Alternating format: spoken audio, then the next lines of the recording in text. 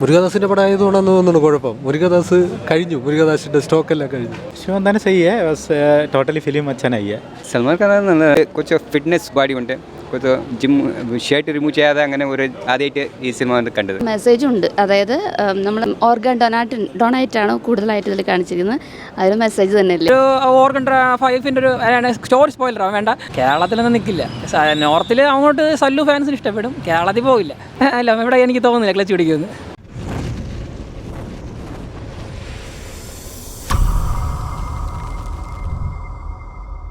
Trailer പോലെ തന്നെയാണ്, outdated ആയിരുന്നു. വയ്യ, വളരെ മോശം സിനിമ, കണ്ടിരിക്കാനില്ല. അതാണ് മോശം സിനിമ. മുരുകദാസിന്റെ പടം ആയതുകൊണ്ടാണെന്ന് തോന്നുന്നു കുഴപ്പം. മുരുകദാസ് കഴിഞ്ഞു, മുരുകദാസിന്റെ സ്റ്റോക്കെല്ലാം കഴിഞ്ഞു. ഇല്ല, അതല്ലേ പറഞ്ഞത് മോശം സിനിമയാണെന്ന്. ആരെ പടം ആയില്ല, AR മുരുകദാസിൻ്റെ ആയില്ല, സൽമാൻ ഖാൻ്റെ ആയില്ല. അങ്ങനെ ഇല്ല എന്ന് തന്നെ പറയാം. സോറി. ശരി.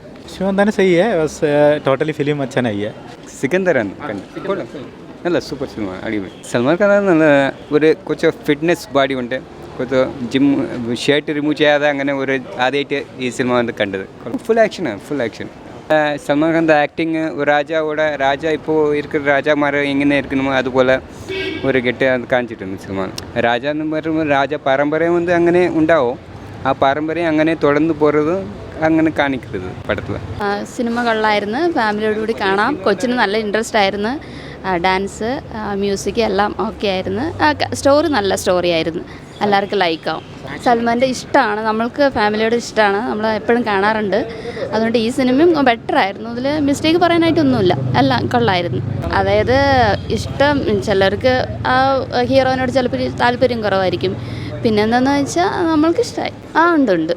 അതെ, കൊള്ളായിരുന്നു. നമുക്ക് കണ്ടപ്പോൾ തന്നെ മുരുകദാസ് എന്ന് പറഞ്ഞാൽ ഇൻട്രസ്റ്റ് ആയിരുന്നു.